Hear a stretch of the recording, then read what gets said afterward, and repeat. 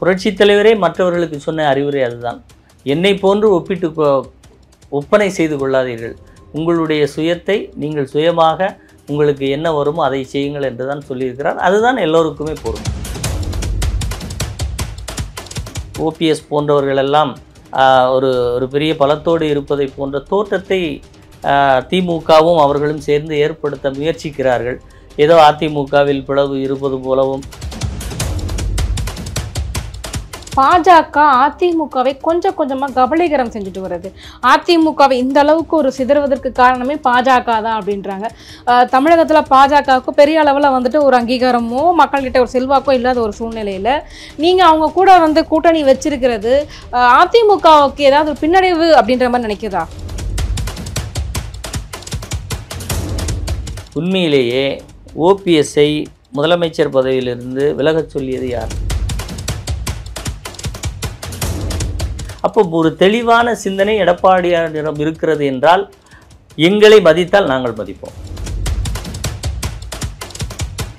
இப்போ திமுக தான் நீங்கள் சொல்கிற மாதிரி தன்னுடைய கூட்டணி கட்சிகளை சாப்பிட்டு வயிறு வளர்க்குற கட்சியாக தமிழகத்திலே அறியப்படுகிறதுங்கிறதுக்கு இது ஒரு உதயநிதிக்கு ஒன்று சொல்லணும்னா, நீங்கள் இந்த வார்த்தையை கேலிக்காக பயன்படுத்தி இருக்கலாம், ஆனால் இதனுடைய வீரியம் தெரியாமல் பயன்படுத்தி விட்டோமே என்று 2026 தேர்தலுக்கு பின் ஆட்சிக்கட்டிற்கு அருகிலே கூட உங்களை வரவிடாமல் தொடர்ந்து எடப்பாடியார் உங்களை எதிர்க்கட்சி வரிசையில் கூட அமர விடாமல் அவர் எடுக்கப்போட அந்த அரசியல் அவதாரம் உங்களை ஏண்டா இந்த வார்த்தையை சொன்னோம் என்று வருந்த வைக்கக்கூடிய அளவில் இருக்கும். நான் கருணாநிதியால் தனித்த கருணாநிதி நான் தான் திமுகவின் தலைவர் என்று ஒரு தேர்தலில் கூட வெல்ல முடியாத திமுக தான் உங்கள் திமுக. உங்க அப்பா வைத்திருக்கிற திமுக, உங்க தாத்தாட்ட இருந்த திமுக.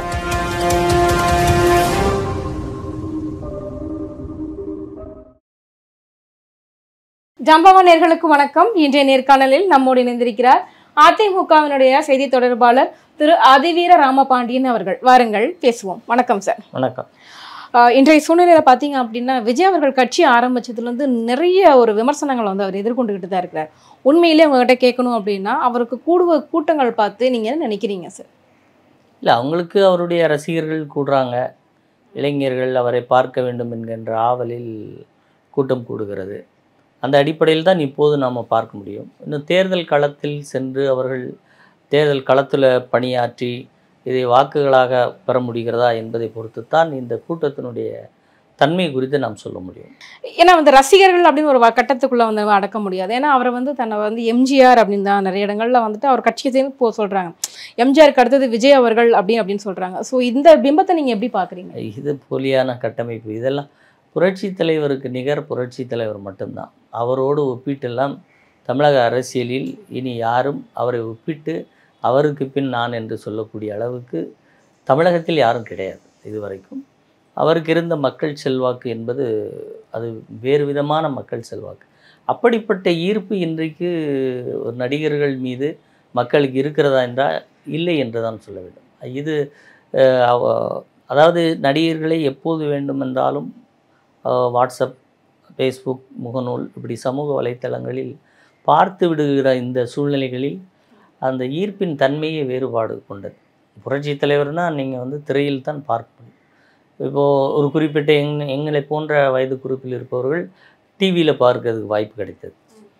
அப்படி இருக்கிறதுனால அந்த அடர்த்தி, அது அவர் மக்கள் மீது கொண்டிருந்த அன்பு, அதாவது ஃப்ரம் த டே ஒன் என்று சொல்வார்கள். ஒரு குழந்தை நட்சத்திரமாக இருந்தபோது அல்லது குழந்தையாக இருந்தபோதே அடுத்தவரின் பசியை அறிந்து தனக்கு கிடைக்க வேண்டிய உணவில் கூட சரிபாதியை வந்தவர்களுக்கு கொடுக்கக்கூடிய ஈகை குணத்தை தன்னுடைய இளம் வயதிலேயே கொண்டிருந்தவர் புரட்சி தலைவர். அதனால் அவரோடு யாரையும் ஒப்பிட்டு பேசுவது என்பது புரட்சி தலைவரே மற்றவர்களுக்கு சொன்ன அறிவுரை அதுதான். என்னை போன்று ஒப்பனை செய்து கொள்ளாதீர்கள். உங்களுடைய சுயத்தை நீங்கள் சுயமாக உங்களுக்கு என்ன வருமோ அதை செய்யுங்கள் என்று தான் சொல்லியிருக்கிறார். அதுதான் எல்லோருக்குமே பொருந்தும். இப்போ சமீப காலங்களாக எடப்பாடி அவர்கள் பார்த்தீங்க அப்படின்னா ஃபுல்லாக தமிழ்நாடு முழுக்க நிறைய சுற்றுப்பயணங்கள் மேற்கொண்டுட்டு வராரு. எந்த அளவுக்கு அவருக்கு மக்கள்கிட்ட ஆதரவு இருக்குது சார்? ஆதரவு மிகப்பெரிய அளவில் வரவேற்பும் ஆதரவும் பெருகி இருக்கிறது. அந்த ஆதரவினுடைய வீரியத்தை பார்த்து தான் இன்றைக்கு திமுக தொடர்ந்து டிடிவி ஓபிஎஸ் போன்றவர்களெல்லாம் ஒரு ஒரு பெரிய பலத்தோடு இருப்பதை போன்ற தோற்றத்தை திமுகவும் அவர்களும் சேர்ந்து ஏற்படுத்த முயற்சிக்கிறார்கள். ஏதோ அதிமுகவில் பிளவு இருப்பது போலவும் இங்கே இருக்கக்கூடிய தொண்டர்கள் உள்ளுக்குள் ஏதாவது அவரை சேர்க்க வேண்டும் இவரை சேர்க்க வேண்டும் என்று சொல்லுகிற இந்த சொல்லெல்லாம் ஒரு பெரிய செய்தியே கிடையாது. அதிமுகவை பொறுத்த வரைக்கும் மிக தெளிவாக தீர்க்கமாக ஒருங்கிணைந்து செயல்பட்டு கொண்டிருப்பது. அதையும் தாண்டி எப்படி புரட்சி தலைவி அம்மா அவர்கள் தேர்தலுக்கு முன்னதாகவே முதலாவதாகவே களத்துக்கு செல்வாரோ அதே போல இன்றைக்கு எடப்பாடியார் களத்துக்கு வந்திருக்கிறார். மக்கள் அனைவரும் அவரிடம் தங்களுடைய குறைகளை சொல்வதற்கும் இந்த ஆட்சியின் அவலங்களை தங்களுடைய முகங்களில் கொண்டு போய் அவரிடம் காட்டுகிறார்கள். தயவுசெய்து நீங்கள் வந்து பழைய திட்டங்களை எல்லாம் மேலும் தேவையான நல்ல திட்டங்களை எல்லாம் தாருங்கள் என்று கேட்கக்கூடிய நிலைக்கு, அதாவது ஒரு ஒரு சமிக்கை என்று சொல்வார்கள் இல்லையா, ஒரு பாஷை, அதிமுகவுக்கும் மக்களுக்கும் இடையே அந்த மொழி தொடங்கிவிட்டது, தேர்தல் மொழி. அதனால் வெற்றி என்பது அதிமுகவுக்கு மிகச்சிறப்பாக இருக்கிறது என்பதைத்தான் அந்த கூட்டங்கள் நமக்கு. இதுல இன்னொரு விஷயம் என்னன்னா, பாஜக அதிமுகவை கொஞ்சம் கொஞ்சமா கபலீகரம் செஞ்சுட்டு வருது. அதிமுகவை இந்த அளவுக்கு ஒரு சிதறுவதற்கு காரணமே பாஜக தான் அப்படின்றாங்க. தமிழகத்துல பாஜகவுக்கு பெரிய அளவுல வந்துட்டு ஒரு அங்கீகாரமோ மக்கள்கிட்ட ஒரு செல்வாக்கோ இல்லாத ஒரு சூழ்நிலையில நீங்க அவங்க கூட வந்து கூட்டணி வச்சிருக்கிறது அதிமுகவுக்கு ஏதாவது ஒரு பின்னடைவு அப்படின்ற மாதிரி நினைக்குதா? அதாவது கூட்டணிங்கிறது வெறும் கூட்டணி தான் மேடம். அதாவது ஒரு பிஜேபி கட்சி அதிமுகவுக்குள் இவ்வளவு பிரச்சனையை ஏற்படுத்தியது அப்படின்னு நீங்கள் சொல்கிறீங்க இல்லையா, உண்மையிலேயே ஓபிஎஸ்ஐ முதலமைச்சர் பதவியிலிருந்து விலகச் சொல்லியது யார்? சசிகலா அவர்கள் சொன்னார்கள் அப்படின்னு வச்சு அது நம்ம பார்த்த வரைக்கும். அப்போது ஓபிஎஸ்ஐ வீழ்த்தியது சசிகலா என்பது மிக தெளிவாக தெரிகிறது. அடுத்தபடியாக தொடர்ந்து அவர்களுக்குள்ளே பிரச்சனை. ஓபிஎஸ் வந்து அதிமுகவில் மீண்டும் இணைகிற போது என்ன சொன்னார்? அந்த குடும்பத்தை உள்ளே சேர்க்கக்கூடாது என்ற கண்டிஷன் இருந்தால்தான் நான் சேர்வேன், அவர்கள் மீது சட்ட ரீதியான நடவடிக்கை எடுக்க வேண்டும், அம்மாவனுடைய மரணத்தின் மர்மத்தை கண்டுபிடிக்க வேண்டும், இப்படி எல்லாம் கண்டிஷன் போட்டார் இல்லையா. அப்போ ஒருவருக்கொருவர் அவர்களே தான் அடித்து கொண்டார். ஓபிஎஸும் சரி, சசிகலா குடும்பத்தாரும் சரி, டிடிவியும் சரி, அவர்களோடு தான் ஒருத்தர் யார் வீழ்த்துவது என்பதில் தான் போட்டியிருந்தது வெளியே. அதிமுகவுக்குள் அந்த சண்டை பெரிய அளவில் வராத வண்ணம் எதிர்க்கட்சி தலைவர் எடப்பாடியார் அதை சரியாக பார்த்து கொண்டார். அப்போ அவரே ஒரு ஸ்டேட்மெண்ட்டில் சொல்கிறார், அப்படிப்பட்ட நெருக்கடியான தருணங்களில் பிஜேபி மத்தியிலே இருப்பவர்கள் எங்களுக்கு உதவினார்கள் அப்படின்னு சொன்னார். அந்த உதவி என்பது இப்போ நீங்கள் வந்திருக்கீங்க, திடீரென்று உங்களுக்கு ஏதோ ஒரு அசௌகரியமான நிலை என்று சொன்னால் நான் வந்து உங்களுக்கு ஹெல்ப் பண்ணி தான் செய்வேன். நீங்கள் யார், உங்களுடைய சித்தாந்தம் என்ன, உங்கள் சிந்தனை என்றெல்லாம் நான் பார்ப்பதில்லை. அப்படி ஒரு அன்றைக்கு தேதியில் ஓபிஎஸ்ஆல் 11 எம்எல்ஏக்களை பிரித்து கொண்டு போய் ஒரு நெருக்கடியை ஏற்படுத்த முயன்ற போதும், அல்லது 18 எம்எல்ஏக்களை பிரித்து கொண்டு டிடிவி ஒரு இதற்கு நெருக்கடி கொடுத்த போதும், அப்படி பார்த்தீங்கன்னா இந்த நெருக்கடிகளை எல்லாம் கொடுத்தவர்கள் இவங்க தான் இருக்காங்க, இவர்கள் தான். அந்த நேரங்களில் ஒரு மாரல் சப்போர்ட்டாக மத்திய அரசு இருந்தது. அதற்கு கைமாறாக கூட்டணி நாங்கள் போய்கிட்டு இருந்தோம் அப்படின்னு சொல்லலாம். அப்போ அதாவது கைமாறு என்பது ஒரு ஃப்ரெண்ட், ஒரு நட்பு.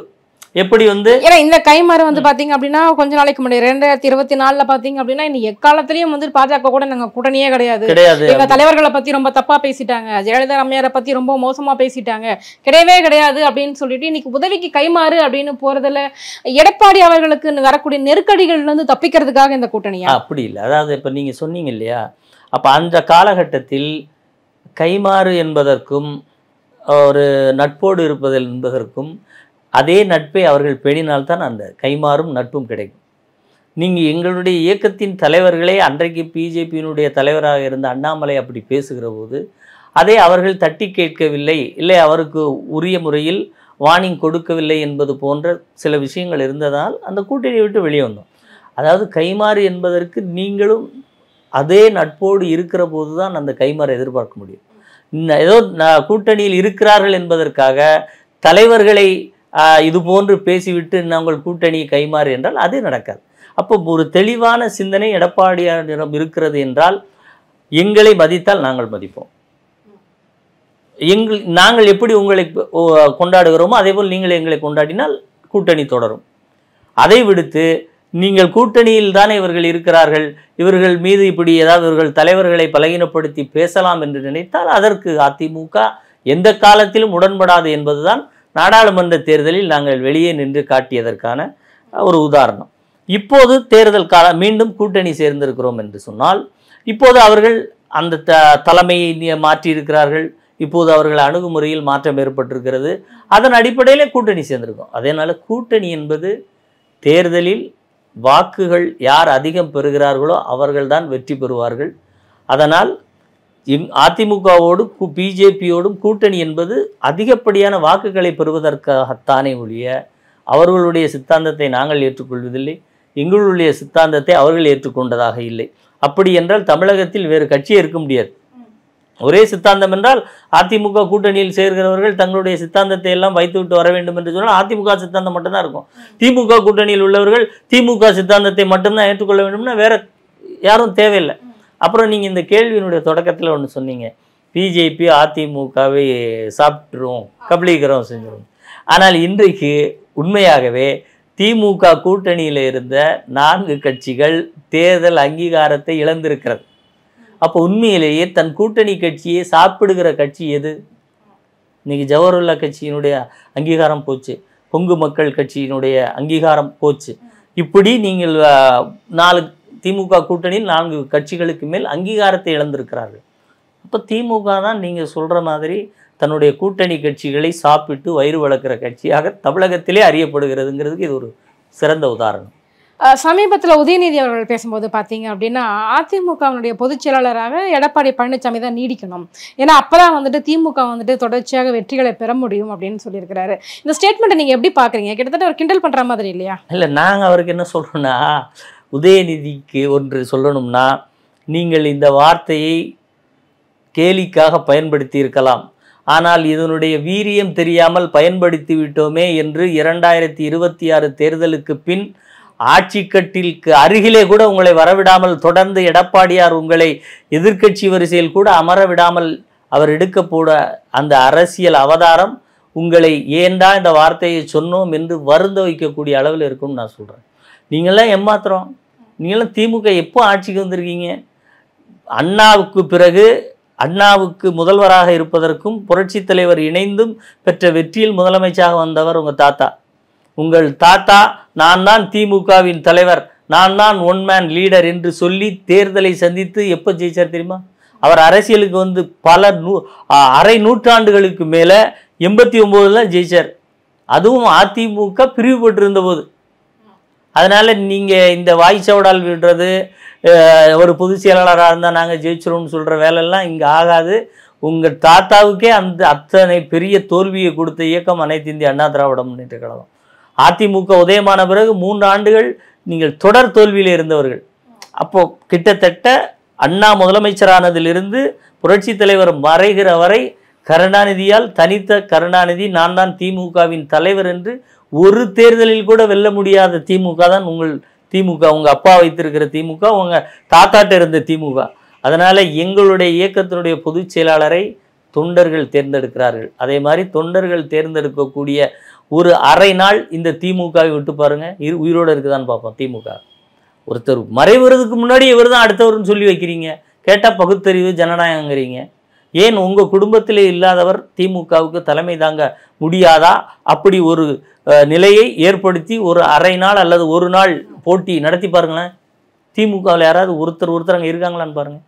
ஆனால் ஜனநாயக இயக்கமாக அதிமுக இப்படி பல நெருக்கடிகள், டிடிவி, சசிகலா, ஓபிஎஸ் என்று பலரை விரிவாக்கி விட்டாலும் அதிமுக எப்போதும் தொண்டர்கள் யார் நமக்கு தேவை என்பதை தீர்மானித்து விடுவார். தனக்கப்புறம் இந்த தலைவர் அப்படின்னு கை காட்டிட்டு போறதுல ஒரு நன்மை இருக்கதானே சார் செய்யுது. ஏன்னா இதுக்கப்புறம் பாத்தீங்க அப்படின்னா அதிமுகவில் வந்துட்டு நிறைய கூச்சல் குழப்பங்கள் இருந்துகிட்டே இருந்தது. அதாவது மேடம், இது போன்று கூச்சல் என்று நீங்கள் சொல்வதாக இருக்கட்டும், குழப்பம் கிடையாது. ஒவ்வொருத்தரை ஃபாலோ பண்ணிட்டு நாம் நேசித்தவர் வந்து வரக்கூடாதா என்கின்ற நிலைதான். ஆனால் அதிமுகவினுடைய இயல்பான தன்மையே யார் ஒருவர் அனைத்து தொண்டர்களையும் அல்லது பெரும்பான்மை தொண்டர்களையும் ஒருங்கிணைக்க முடிகிறதோ அவர்தான் இந்த இயக்கத்தின் பொதுச் செயலாளராக வர முடியும். அந்த யதார்த்த உண்மையை எடப்பாடியார் மிக தெளிவாக உலகத்திற்கு காட்டிவிட்டார், நீதிமன்றத்திற்கு காட்டிவிட்டார், தேர்தல் ஆணையத்திற்கு காட்டிவிட்டார், தேர்தல் மக்கள் வெள்ளத்திலும் மக்கள் களத்திலும் அந்த நிலையை மிக தெளிவாக காட்டிட்டார். அதனால் இனிமேல் வந்து இது வந்து பிரிந்திருக்கிறது, சில பேர் இணைக்கப்பட வேண்டும் அப்படிங்கிறதெல்லாம் இல்லை. அப்படி பார்த்தால் அதிமுகவில் நீங்கள் ஒரு பெரிய விரல் விட்டுனா திமுகவில் இன்றைக்கு 10-11 அமைச்சர்கள் அதிமுகவிலிருந்து சென்றவர்கள், அதிமுகவில் சென்றவர்கள் இருக்கிறார்கள். அவர்கள் அமைச்சர் பதவி வாங்குகிற இடத்தில் அங்கே போய் இருக்கிறார்கள்னா அப்போ இத்தனை பேரை இழந்த பிறகும் அதிமுக தெளிவாகத்தானே நிற்கிறது. ஆனாலும் திமுக தொடர்ந்து வெல்ல முடிகிறதா? அப்போ இத்தனை பேரை திமுகவுக்கு மைக்ரேட் பண்ணியிருந்தாலும் இன்னும் ஒரு சிலர் போய் கொண்டிருந்தாலும் அதிமுக என்கின்ற இயக்கத்தினுடைய செல்வாக்கும் அதன் ஓட்டு வங்கியும் யாராலும் எந்த நேரத்திலும் எந்த ஒரு சிறு டேமேஜை கூட செய்ய முடியாது. இதுல நான் கேள்வி கேட்கறேன் என்ன அப்படின்னா, சசிகலா அவர்கள் வந்து முதலமைச்சர் ஆகணும், ஜெயலலிதா மறைவுக்கு பிறகு அவங்க வந்து முதல்வர் ஆகணும் அப்படின்னு சொல்லிட்டு நிறைய அமைச்சர்கள் வந்து அவங்க வீட்டுக்கே போய் சொன்னாங்க.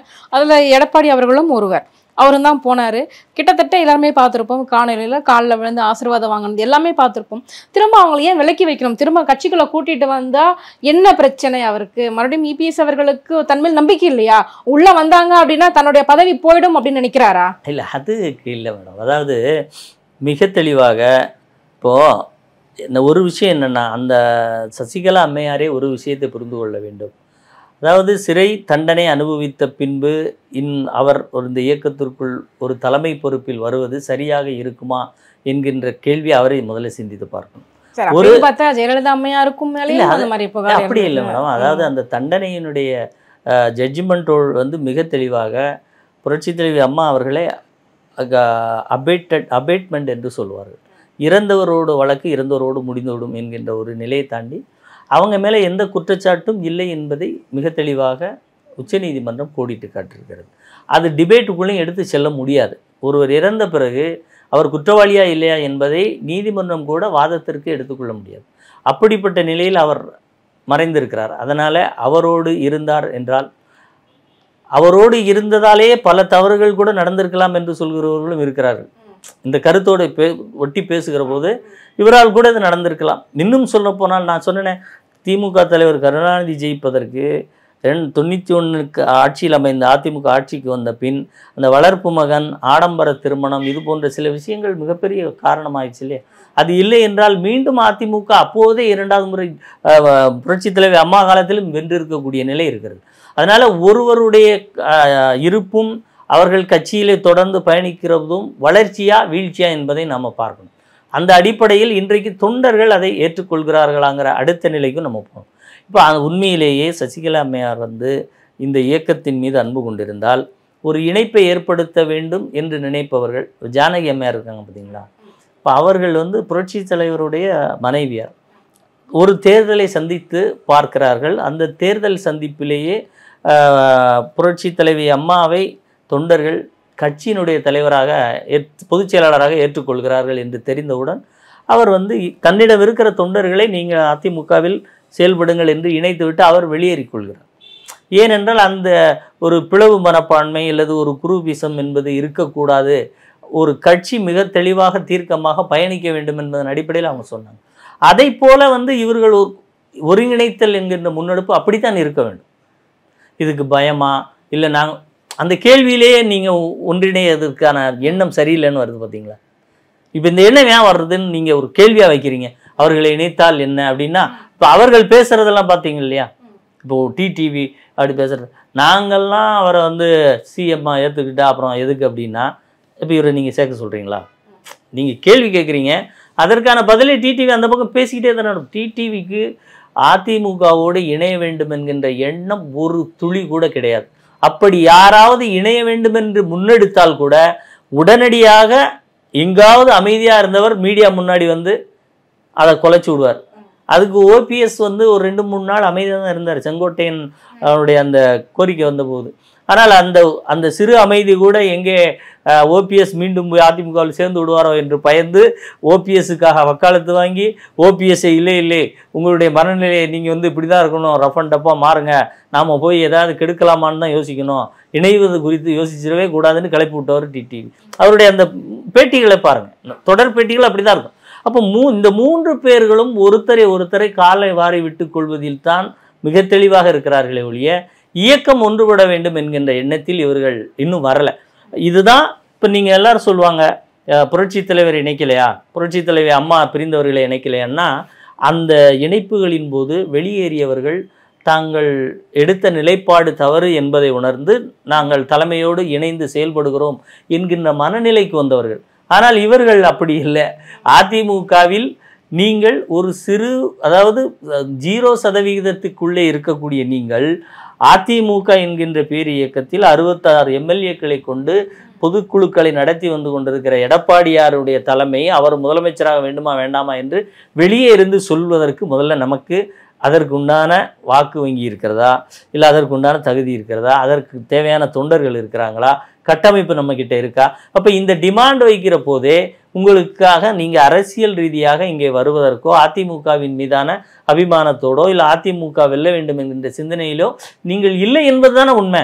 அப்படி இருப்பவர்களை இணைப்பது என்பது சாத்தியமா? இந்த இணைப்புக்கு நீங்கள் தயவுசெய்து இந்த மாதிரி கேள்விங்க. அவர் வந்தால் அவர் தலைமை ஏங்க, இவ்வளவு பெரிய இயக்கம் சிதறுண்டு போகாமல் ஒரு குடைக்குள் மீண்டும் கட்டுக்கோப்பாக கொண்டு வந்து வைத்திருப்பவர் எடப்பாடியார். நீங்கள் அவர் இவங்களை கொண்டு வந்து இணைக்கிறதுங்கிறது இல்லை, எண்ணம் உள்ளவர்களை தானுங்க இணைக்கணும். அந்த எண்ணத்தில் அவர்கள் இல்லை, அதனால் அவர்கள் வெளியே நிற்கிறார்கள். இது இப்படி வெளியே நிற்போம். சிலர் கூட சொல்லலாம், அமமுகவில் உங்களுக்கு கடந்த தேர்தலில் கூட 22 தொகுதிகள் இழப்பை ஏற்படுத்திட்டாங்களே, ஏன் அவங்களையும் சேர்த்தா என்ன அப்படின்னு. நடிகர் கார்த்திக் இருக்கார் இல்லையா, நவரச நாயகன் கார்த்திக், அவர் ஒரு முறை கட்சி ஆரம்பித்து ஒரு தேர்தலில் இதே நயினார் நாகேந்திரன் கூட ஒரு 500 வாக்குகளில் தோற்று போனார். அந்த 500 வாக்குகள் நவரச நாயகன் கார்த்திக் சார்பாக போட்டியிட்ட வேட்பாளருக்கு விழுந்திருந்தது. அந்த தோல்விக்கு நயினாரை நாங்கள் வீழ்த்தி விட்டோம் என்று அவர்கள் சொன்னார்கள். ஆனால் இன்றைக்கு நயினார் நாகேந்திரன் தொடர்ந்து அரசியலில் இருக்கிறார், ஒரு கட்சியினுடைய மாநில செயலாளராக உயர்ந்து நிற்கிறார். ஆனால் நவரச நாயகன் கார்த்திக்கு உடைய வேட்பாளராக நின்று அவரை வீழ்த்திய அந்த நபர் எங்கே இருக்கார்? அதனால் அதற்கு அடுத்த தேர்தலில் நவரச நாயகனுக்கு இதே வாக்கு வங்கி இருந்ததுன்னா இல்லை. அப்போ ஒரு தேர்தலில் உங்களை நம்பி மக்கள் வாக்களிப்பார்கள். அதற்கு அடுத்த தேர்தலில் உங்களால் அந்த வாக்கு சதவீதத்தை எடுத்து வைக்க முடியவில்லை. அப்போ மேலும் மேலும் உங்களுடைய மதிப்பு குறைந்து கொண்டே தான் போய் கொண்டு இருக்கிறது. இத்தனை குறைவாக போய் நின்றாலும் நான் மிகப்பெரிய கட்சி அதிமுக, வாக்கு வங்கியிலும் சரி, தொண்டர்கள் படையிலும் சரி, நிர்வாகிகள் கட்டமைப்பிலும் சரி, அதற்கு யார் முதலமைச்சர் என்பதை நான் சொல்வேன்னா அது கேலியாக தானே இருக்கு. பொதுவெளியில் அது எப்படி பார்க்கப்படும்? மிகப்பெரிய கேலியாக தானே பார்க்கப்படும். இப்படிப்பட்டவர்கள் இணைவதற்கு அதிமுகவுக்கு வரவில்லை. அவர்கள் அதிமுகவாலேயே வளம் பெற்றிருந்தாலும் அந்த இயக்கத்திற்கு நன்மை செய்ய வேண்டும் என்கின்ற எண்ணம் துளியும் இல்லாதவர்கள் இவர்கள். கண்டிப்பாக. இதில் சமீபத்தில் ராஜேந்திர பாலாஜி அவர்கள் ஒரு ஸ்டேட்மெண்ட் ஒன்று கொடுத்துருந்தாரு. விஜய் அவர்கள் அதிமுக கூட்டணிக்கு வரணும், அப்படி வந்தார்னா அதை மட்டும் தான் ஜெயிக்க முடியும், இல்லை இது இவருடைய பிரச்சாரமானது திமுகவுக்கு சாதகமாக அமைஞ்சிரும் அப்படின்ற இந்த ஸ்டேட்மெண்ட்டை நீங்கள் ஏற்றுக்கிறீங்களா? அதாவது இது ஸ்டேட்மெண்ட்டால் பொதுவாகவே ஒரு புதிதாக ஒரு கட்சி மக்களுக்கு திமுகவின் மீது இருக்கின்ற எதிர்ப்பை ஒரு சிறிதளவு கூட புது கட்சி எடுத்துக்கொள்ளுகிற போது வெற்றி வாய்ப்பில் ஒரு சிறிய பின்னடைவு ஏற்பட்டு விடலாமோ என்கின்ற அடிப்படையில் தான் அவர் சொல்லியிருக்கிறார். அடுத்து அப்படி ஏதும், அதாவது விஜய் சொல்வது போல் திமுகவை வீழ்த்துவது தான் அவர்களுக்கும் ஒற்றை இலக்கு என்று சொன்னால், அப்போ அதை நிகழ்த்தக்கூடிய கட்சியாக இருக்கக்கூடிய அதிமுகவுடன் கூட்டு சேர்ந்தால் சரியாக இருக்கும் என்பதை மிக தெளிவாக, ஏன்னா அவர் ஒரு களத்திலே தொடர்ந்து இயங்கி கொண்டு இருக்கக்கூடியவர்கள், அதனால் அந்த அனுபவத்தின் அடிப்படையில் சொல்கிறாங்க. ஏற்றுக்கொள்வது விஜயனுடைய முடிவை பொறுத்து இருக்கிறது. கண்டிப்பாக. எங்கள் கேள்விகளுக்கு ரொம்ப சிறப்பான பதில் சொன்னீங்க சார், நன்றி.